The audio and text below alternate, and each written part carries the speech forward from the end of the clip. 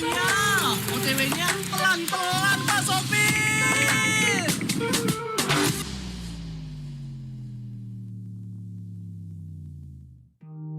It's hard to sleep at night when I know you aren't sleeping. I'm kinda petrified. Can't get over this feeling. You hold me and it feels like I'm the night. And you're the stars that make me feel alive. I finally know that love is never blind.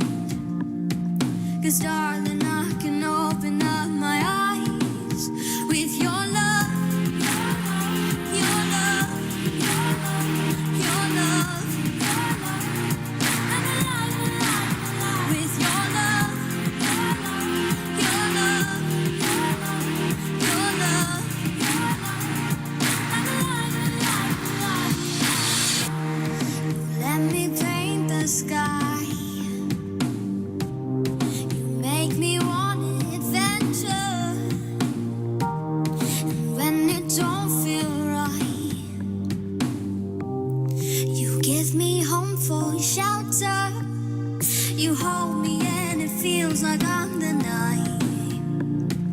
And you're the stars that make me feel alive.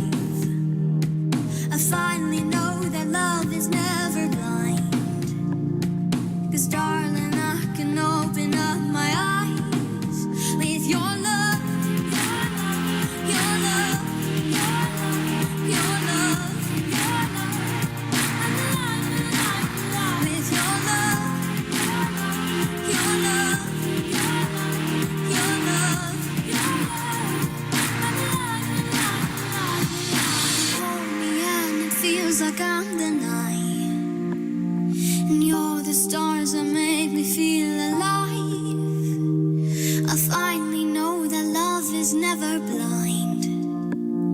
'Cause darling, I can open up my eyes with your love, your love, your love, your love. I'm alive with your love, your love, your love, your love.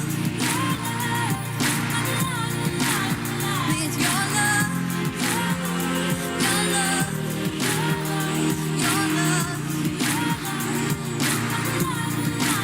with your love, your love, your love,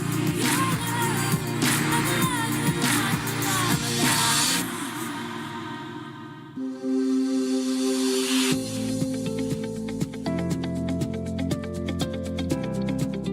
Dampak bencana tidak hanya secara fisik. Aspek psikologi sosial sekarang ini mulai mendapat perhatian penting dalam penanggulangan bencana secara keseluruhan. Bencana atau peristiwa traumatik menimbulkan berbagai dampak. Salah satunya adalah dampak psikologis bagi yang mengalami, baik secara langsung ataupun tidak langsung. Gangguan stres pasca trauma atau PTSD, depresi, gangguan kecemasan, dan gangguan penggunaan obat-obatan merupakan dampak psikologis akibat bencana atau peristiwa traumatik yang tergolong serius. Menurut Bison dan Lewis, salah satu usaha yang dilakukan untuk mencegah dampak yang serius ini adalah psychological debriefing.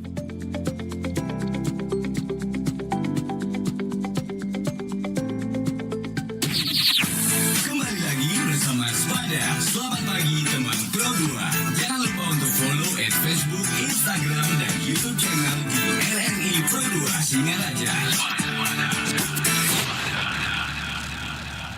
Ngobrol untuk di jam 8 ini ya dengan satu narasumber yang luar biasa banget, dan dia adalah seorang pengusaha dan penggelut dunia usaha ekonomi kreatif. Wah, siapa dia? Langsung aja, ini dia, ada Kakak Iwayan Anom Wibawa.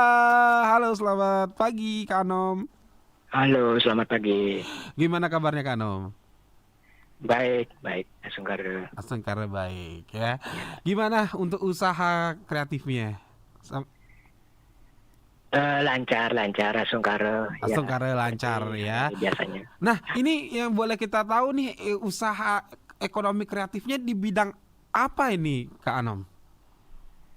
Saya sehari-hari kebetulan punya usaha konter atau Mhm. toko pulsa.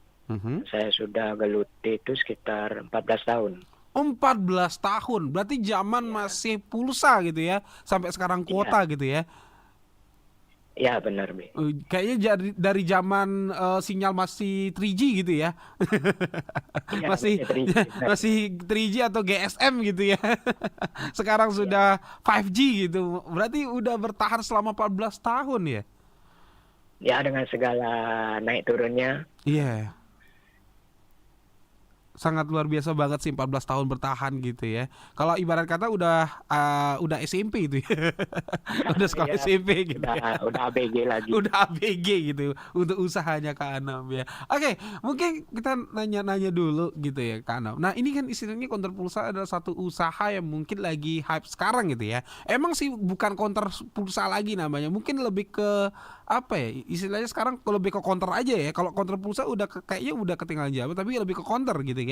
Zaman sekarang masih banyak untuk counter-counter yang sudah jual ya istilahnya kayak aksesoris bahkan kuota gitu kan. Tapi kenapa dari segala bisnis yang ada gitu karena kenapa milihnya dari pada saat 14 tahun yang lalu gitu ya, kita flashback itu lebih milih ke pulsa gitu zaman itu.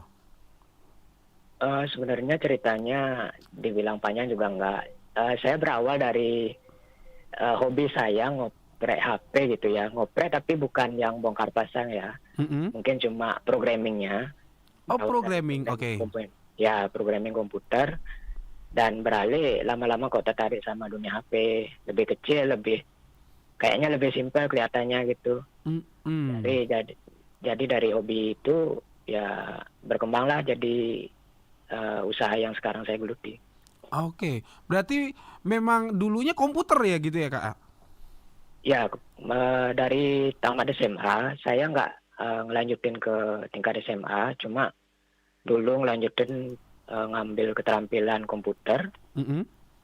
selama sekitar 1,5 tahun. Mhm. Ya dari sana terus dikasih kesempatan buat PKL ya semacam training gitu juga. Mm-mm. Iseng saya coba untuk training di counter pulsa juga dulu. Mm-mm. Ya belajar-belajar akhirnya ya tambah tertarik jadinya. Berarti berawalnya dari SMA kalau nggak salah ya. SMK belajar Latihan. pelatihan ya. Ya, Lebih tepatnya pelatihan gitu ya. ya. Pelatihan komputer. Oke, berarti kan pada zaman itu 14 tahun yang lalu itu komputer kan kayaknya masih baru kenal ini ya, baru kenal Facebook kayaknya ya kalau nggak salah ya. Baru kenal Ya, Facebook, Facebook. zaman Google gitu kan. Berarti dari situ udah biasa pelatihan komputer itu berarti istilahnya sampai benerin komputer gitu Kakak atau mungkin juga hanya software aja? Software aja sih Kak. Oh. Awalnya cuma basic, cuma Mm-mm. metikan kayak ya untuk menghidupkan komputer dan ya basic-basic Mm-mm. pengetikan lah. Selain itu kita sebenarnya untuk dunia online sama programming itu bisa dibilang atau tidak. Oh, berarti istilahnya pengembangan dari itu. Ya, Belajar sendiri atau dapat di pelatihan, Kak? kita dipandu juga sebenarnya. Mm-mm. Cuma kurikulumnya memang belum ada waktu itu. Jadi kita Mm-mm. ngembangin sendiri. Oh. Ya. Ya, pada saat itu memang programming lagi ini ya. Ya mungkin bisa dibilang jarang gitu ya. Waktu itu ya mungkin bisa dibilang jarang juga untuk Mm-mm. khususnya buat disabilitas ya mungkin masih Mm-mm. Mungkin ya. Ya istilahnya tapi kalau Kak Anom bisa menguasai programming pada saat itu secara otodidak kan keren banget gitu kan. Istilahnya ya kita aja yang mungkin dalam posisi ya mungkin normal gitu kan ya kurang juga memahami tentang programmer tapi Kak Anom bisa gitu guys. Jadi bangga juga sih sama Kak Anom ya pada saat itu 14 tahun yang lalu udah berusaha untuk mengejar yang namanya programming. Tapi kenapa gak dilanjutin sih Kak untuk komputer kan lebih istilahnya lebih besar gitu, lebih kompleks gitu. waktu itu mungkin karena keterbatasan gerak saya juga karena Mhm. mungkin keluarga juga yang waktu itu masih belum mensupport untuk saya pergi sejauh itu ya, karena kerjaan programming itu kan bukan kerjaan istilahnya kita di desa gitu kan, mungkin masih awam. Iya sih, iya. Ya, makanya dulu untungnya orang tua juga masih support untuk membuatkan usaha dulu. Oh, oke. Ya, Berarti jadi, istilahnya ya. ini terkendala dari keterbatasan ini Kak ya. Ya, Mohon maaf untuk secara difabel mungkin Kakak apa ya gitu ya? mungkin teman-teman yang udah lihat flyernya, Mm-mm. saya kebetulan pakai kursi roda, Mm-mm. terus mata saya nggak ngelihat satu, yang sebelah kiri. Oke. Tangan saya juga lemes, kaki juga lemes. Oke. Makanya saya pakai kursi roda.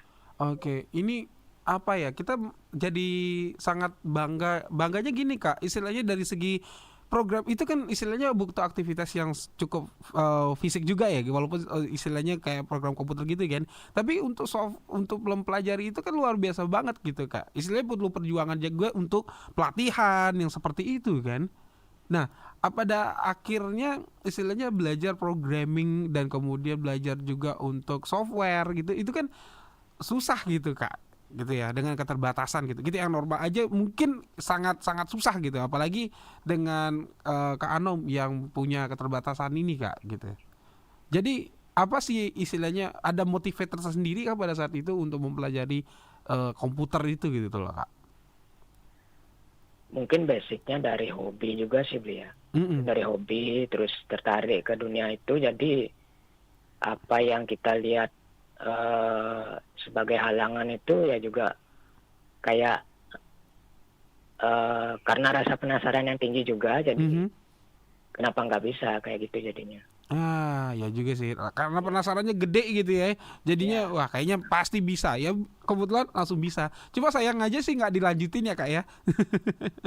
Sebenarnya ya siapa tahu dari kontrol pulsa akhirnya bisa jadi programming juga beneran gitu ya. Tapi ada menemukan akhirnya HP yang lebih kompleks gitu. Tapi zaman itu kan HP masih segitu-gitunya aja gitu kan.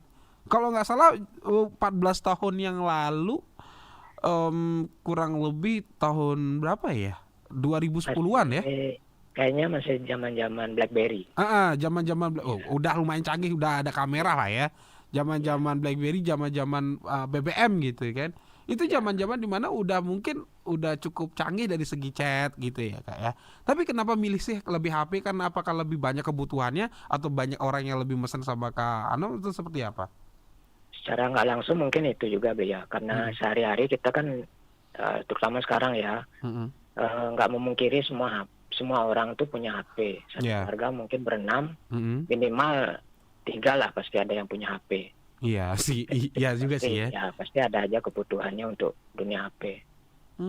Iya makanya hampir semua pada saat itu ya, zaman itu ya, mungkin anak SMA pun udah punya HP pada zaman itu gitu. SMP, SMA itu udah megang HP. Jadi kemungkinan untuk rusaknya kemungkinan bisa jadi peluang kita gitu ya untuk kerja di counter gitu kan. Tapi di sini memang untuk memperbaiki juga Kak, atau hanya aksesoris dan juga pulsa pada saat itu atau kuota gitu? Waktu itu masih aksesorisnya aja sih. Untuk software, karena mungkin awal-awal saya belum pede ya. Terus lama-lama juga akhirnya sambil belajar juga, karena programming HP juga agak baru di diri saya ya. Jadi baru sekitar 3 tahun setelah saya buka itu baru bisa nerima yang perbaikan programmingnya. Nah ini waktu zaman 14 tahun yang lalu program HP untuk HP apa berarti Kak? BlackBerry juga, terus, Nokia juga, tapi Nokia yang udah mungkin belinya tahu yang Symbian. Oh yang Symbian ya? Oh zamannya MP3 yang gitu-gitu, MP3 zaman-zaman MP3 yang fileman yang gitu-gitu ya Kak ya? Benar. Oh itu istilahnya programnya yang istilahnya yang apa ya, yang HP zaman itu gitu ya, yang masih 3G kalau nggak salah gitu ya? Iya masih 3G semuanya. Ya. Zaman itu kalau nggak salah nge-flash HP itu paling cepet gitu ya kayaknya. Karena cepat error soalnya pada saat itu ya kayak. Karena itu jasa kita dibutuhkan. Bener banget. Ingat banget dulu Kak, istilahnya kayak punya HP Nokia gitu kan. Nokia zaman itu kan lagi hype banget. Istilahnya kan zaman itu ya baru kamera itu doang. Terus abis itu file juga banyak gitu kan. Dan kebetulan sistem-sistemnya si Bian itu kan istilahnya kita ramah sama kita dan gampang untuk di edit gitu ya, bisa diedit. Akhirnya error sendiri, bingung mau kemana, akhirnya ke counter gitu ya. Oh mungkin itu salah satunya mungkin ya.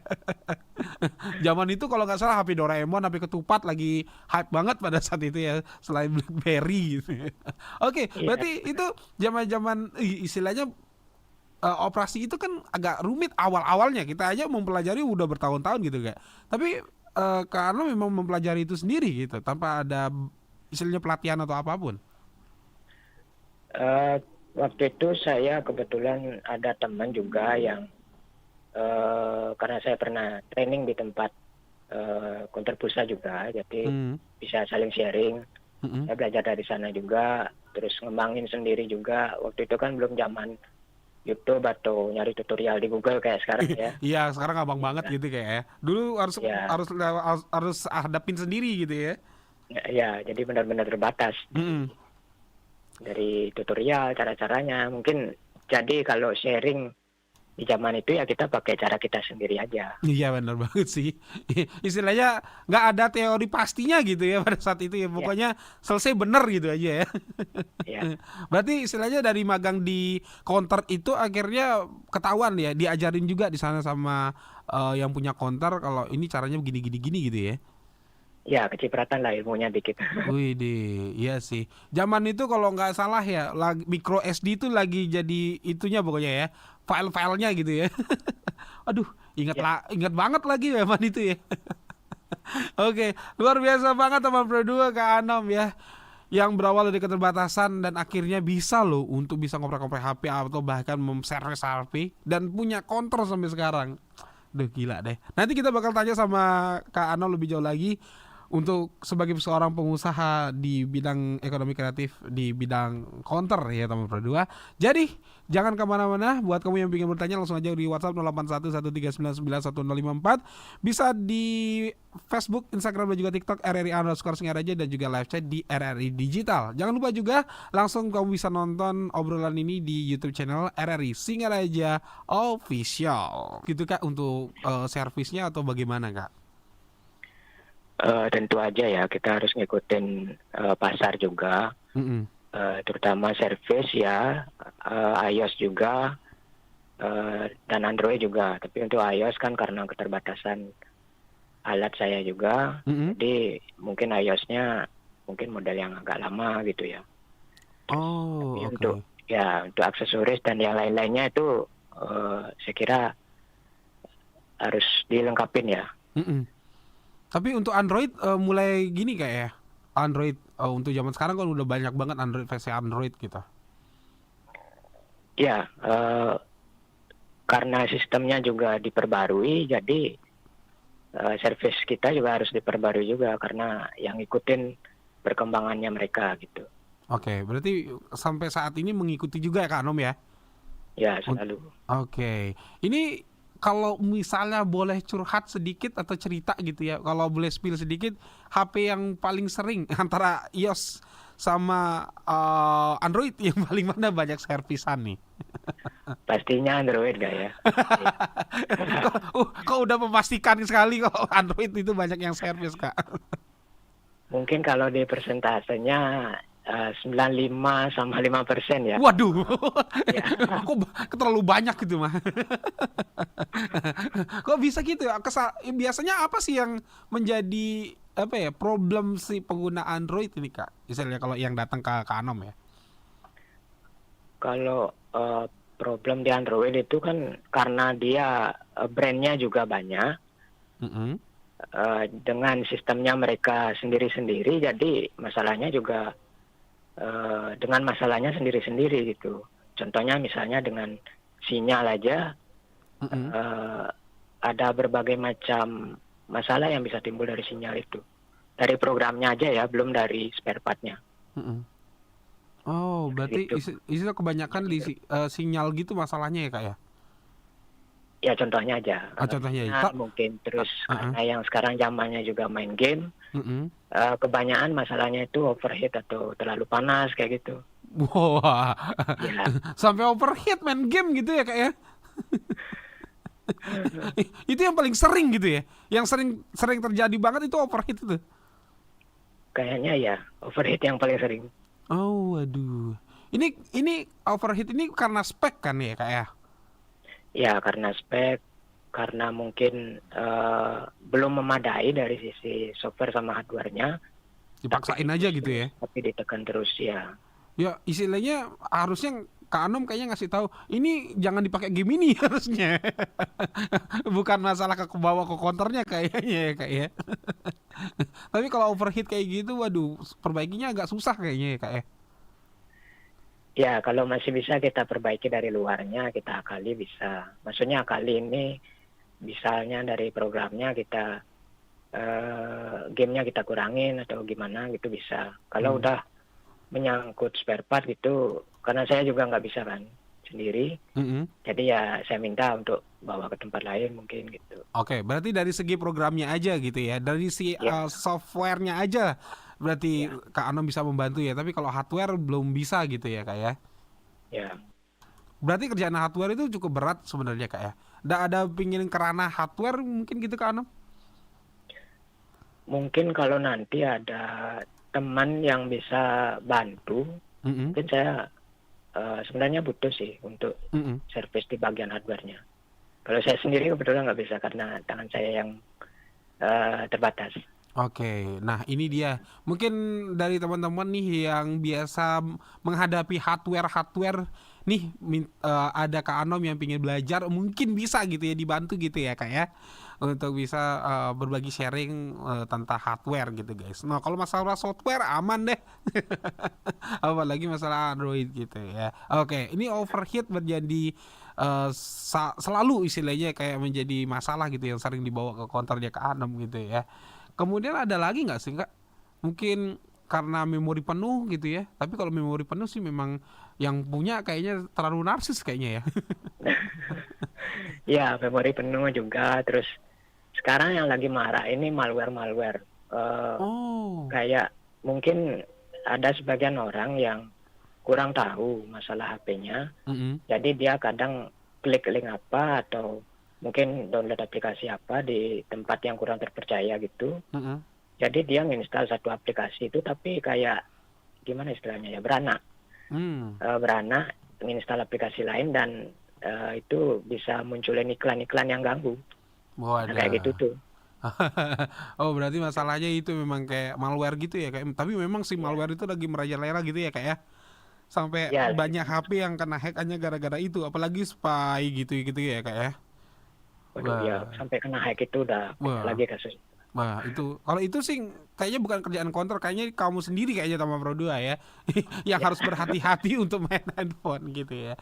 Tapi Kak ini yang jadi penasaran juga sih, mungkin teman Pro 2 juga penasaran dengan keterbatasan Kak, istilahnya bagaimana caranya Kakak tuh bisa terus mengupdate diri untuk bisa update gitu kan. Nah posisi yang Kakak bilang tadi tangan, posisi yang mungkin agak juga ada kekurangan ya Kak ya, dan aktivitas kemana-mana juga, penglihatan juga posisinya juga ada kekurangan. Apalagi kalau kita ngeliat programmer atau lihat HP itu kan ukurannya lumayan kecil gitu ya, kemudian lihat komputer sehari-hari juga sangat cukup berat. Gimana caranya bertahan? Apakah memang dipaksakan atau bagaimana Kak? Kalau memaksakan mungkin kalau kita sendiri nggak sadar kayak mungkin nggak kerasa gitu ya, jadi jatuhnya memaksakan. Tapi cara saya sehari-hari ya mungkin cuma sederhana aja.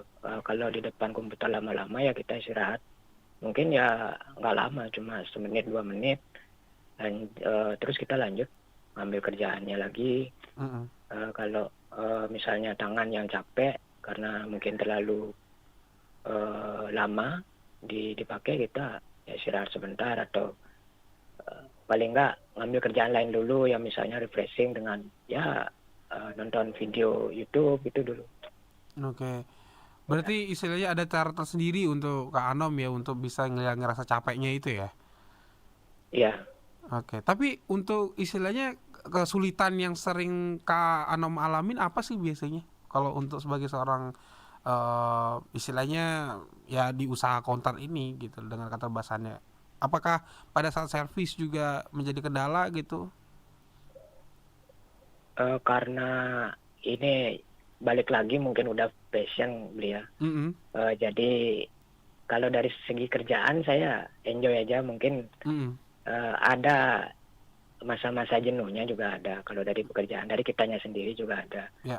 Cuma ya balik lagi karena ini udah tanggung jawab, udah jadi aktivitas sehari-hari juga, jadi nggak terlalu dipusingin gitu. Cuma mungkin kendalanya itu kadang datang dari orang lain sih, yang mungkin kadang masih meremehkan, yang masih menganggap, kadang ngelihat aja mungkin udah takut duluan atau gimana gitu. Jadi batal gitu mungkin. Oke, itu yang menjadi masih juga menjadi kendala gitu ya kayak. Tapi sebenarnya buat teman Pro 2 jangan melihat dari sisi fisiknya, tapi melihat dari skillnya. Tadi dari pengalaman 14 tahun dari zaman Xavi ya sampai akhirnya zaman Android dan iOS itu udah luar biasa banget. Udah berapa HP yang udah diperbaiki gitu ya selama 14 tahun gitu guys. Aduh, itu pengalamannya udah jauh banget gitu ya. Buat kamu yang masih berkecimpung di dunia servis HP baru 3 tahun 4 tahun, nih seniornya nih Kak Anom nih. Hati-hati loh ya.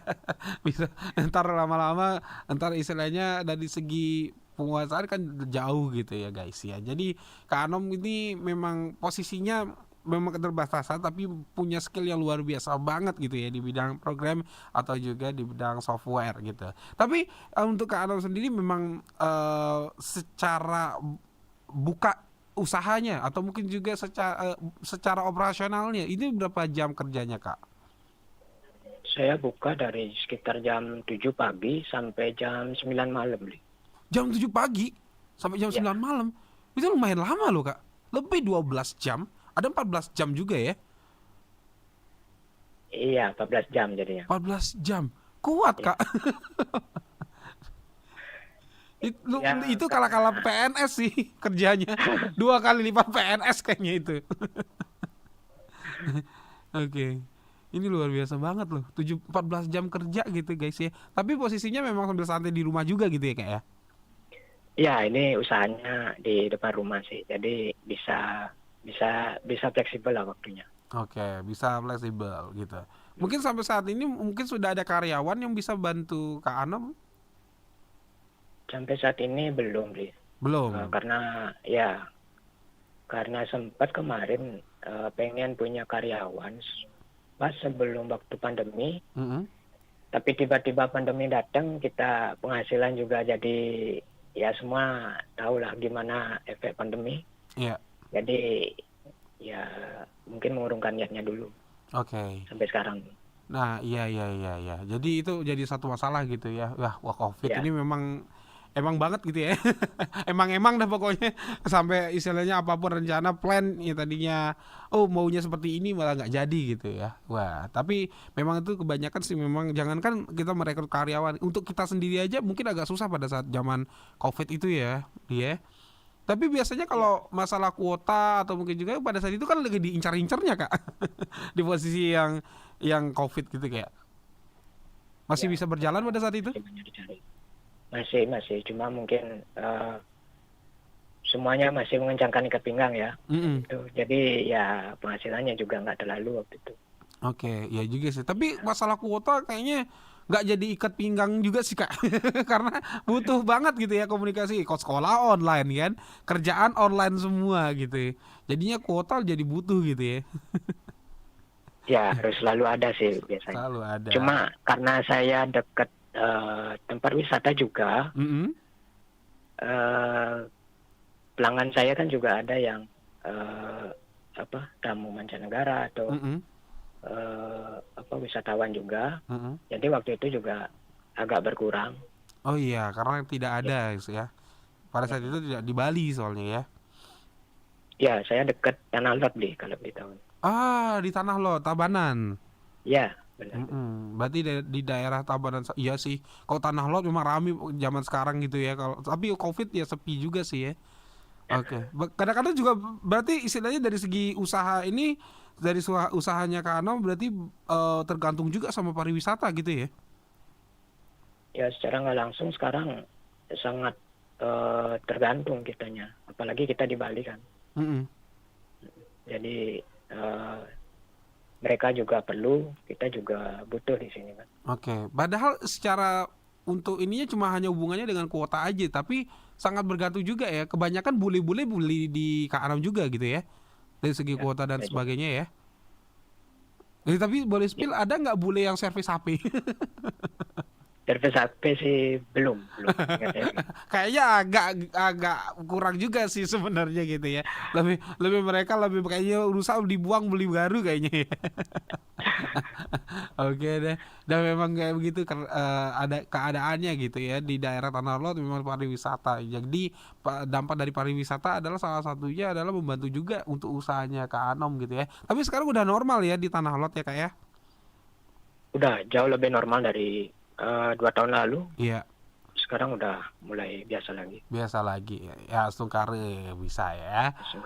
Oke, itu dia teman radio. Buat kamu yang masih belum bertanya, langsung aja di WhatsApp 0811399154. Bisa di Facebook, Instagram, dan juga TikTok RRI_Singaraja, dan juga bisa langsung di RRI Digital Live Chatnya. Dan jangan lupa juga komen di YouTube channel kita di RRI Singaraja Official. Bersama Spada, selamat pagi teman Pro 2. Jangan lupa untuk follow Facebook, Instagram, dan YouTube channel di RRI Pro 2 Singaraja. Masih bersama Kak Anom sama berdua di Spada ya, dan kita masih ngobrol soal usaha dari Kak Anom ya, sebagai seorang counter atau istilahnya punya usaha counter gitu guys, dengan keterbatasan.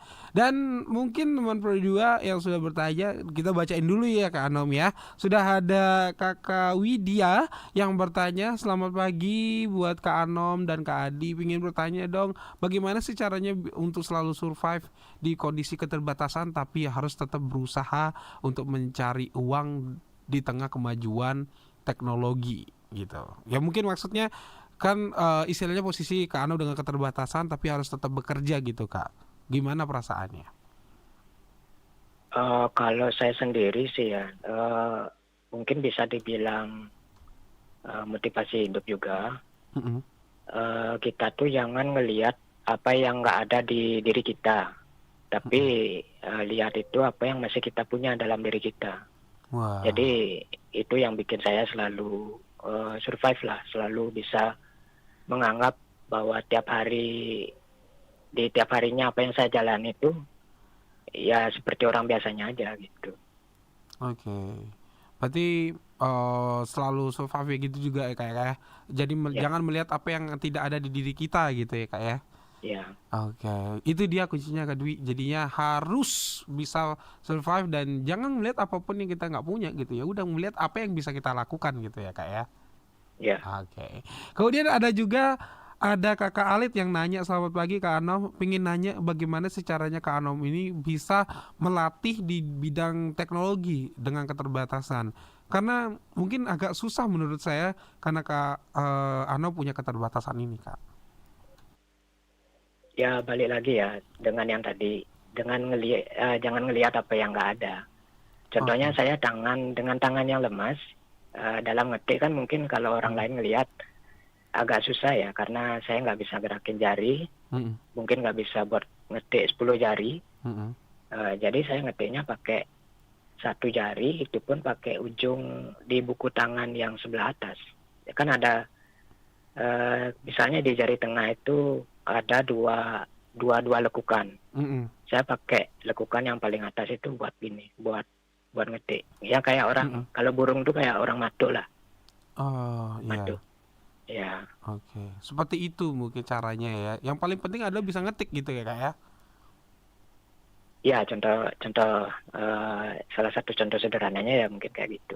Oke, mungkin ada yang lain mungkin Kak dengan keterbatasan tapi tetap bisa ikut update untuk belajar software gitu Kak, atau perbaiki HP dan juga yang lainnya. mungkin kalau teman-teman yang punya kesempatan buat ikut pelatihan atau mungkin ada sekolah khusus yang bisa menyediakan kesempatan buat kita untuk belajar seperti itu, ya jangan disia-siakan. Nah, ya juga sih. Ya, Ya, tuh denger tuh bilangnya Kak Anom ya. Jangan sampai disia-siakan teman Pro 2. Yang pastinya apapun yang kesempatan yang kamu punya itu harus dilaksanakan dan juga di-enjoy ya untuk jalaninnya ya Kak ya. Wah, Kak Anom aja berawal dari istilahnya memang pelatihan juga gitu kan. Dan akhirnya bisa sampai sekarang gitu. Thank you buat Kak Alit yang udah bertanya. Dan Kak Anom mungkin ada nggak sih istilahnya sampai saat ini yang dari segi mimpi sebagai seorang pengusaha itu belum tercapai Kak? ya mungkin mengembangkan usaha itu pasti ada ya. Cuma masalah klise dari seorang pengusaha, ya mungkin modalnya belum ada. Ya. Terus tadi mungkin untuk punya karyawan yang bisa membantu saya di service, tapi khusus di hardware-nya, itu mungkin plan ke depan juga. Nah, ya. Seperti itu untuk jangka pendeknya. Ya, secara jangka panjangnya mungkin ada tujuan ikut untuk Kakak Anom untuk usahanya? Ya untuk usaha mungkin bisa memotivasi orang juga. Bukan cuma teman-teman yang disabilitas, mungkin buat teman-teman yang sehat juga. Kita tuh jangan terlalu terkungkung dengan keadaan kita. Apapun keadaan kita itu harus dimanfaatkan. Apapun yang masih ada dalam diri kita, ya pakailah itu sebagai jalan kita untuk mencapai mimpi kita. Gitu. Oke, sangat termotivasi yang pastinya teman Pro 2. Ya, dengan keterbatasan pun Kak Anom bisa untuk menjalankan bisnisnya gitu ya. Apalagi buat kamu yang mungkin tidak punya keterbatasan gitu guys. Jadinya sangat luar biasa. Kita belajar dari Kak Anom teman Pro 2, apapun itu keterbatasannya, yang penting adalah tujuannya itu harus tercapai gitu, sesuai dengan kemampuan kita gitu ya Kak ya. Mungkin dari Kak Anom sendiri ada nggak sih yang ingin diucapkan atau mungkin juga ingin pesan-pesan buat teman Pro 2 di rumah sebagai seorang pengusaha dengan keterbatasan atau difabel Kak? Ya untuk semua teman-teman dan semua teman-teman Pro 2 juga, terus motivasi diri kamu, karena motivasi terbesar itu sebenarnya ada diri kamu sendiri, bukan dari orang lain, karena yang tahu keadaan diri kamu sendiri itu adalah diri kamu sendiri. Jadi yang punya obat dari sakit kamu sendiri ya diri kamu sendiri gitu. Iya, benar sekali sih. Jadi sangat bisa dibilang yang bisa mengurangi keterbatasanmu atau obat dari diri kamu sendiri adalah ya kamu sendiri gitu ya. Apapun masalahnya adalah diri kamu sendiri yang bisa mengobati itu. Wah, sangat disadarkan banget teman Pro 2. Jadi buat kamu semuanya, ayo semangat menjadi anak muda, semangat sebagai anak muda yang bakal melanjutkan generasi ke depannya. So, yang pastinya kita belajar dari Kak Anom, yang sebuah keterbatasan selalu bisa membawa kita menuju sukses, apalagi buat kamu yang tidak memiliki keterbatasan gitu ya. Jadi banyak kesempatan yang bisa kamu dapati, jadi manfaatkanlah ya. Sangat terima kasih untuk hari ini Kak Anom, terima kasih banyak sudah menginspirasi teman Pro 2, sekaligus juga Gus Adi di sini. Lancar-lancar buat usaha konternya ya Kak ya. Semoga apapun yang diimpikan bisa tercapai ya Kak Anom. Oke, Songgaro. Ya, terima kasih. Pokoknya jangka pendek, jangka panjangnya bisa tercapai ya Kak ya. Ya, siap. Terima kasih banyak Kak Anom. Oke. Itu dia Kak Anom teman Pro 2 yang pastinya dengan keterbatasan tapi bisa menginspirasi kita semua ya. Dengan keterbatasan dia bekerja untuk bisa menyambung hidup, tapi selalu bisa memberikan inspirasi buat orang lain, termasuk kita untuk di pagi ini. Terima kasih banyak buat Kak Anom yang pastinya ya. Oke, jangan kemana-mana teman Pro 2, masih ada Gus Adi nemenin kamu di Spada dan saat siang juga sampai jam 12 siang. Jadi jangan kemana-mana, stay tune terus di Pro 2 FM, teman terbaik kamu.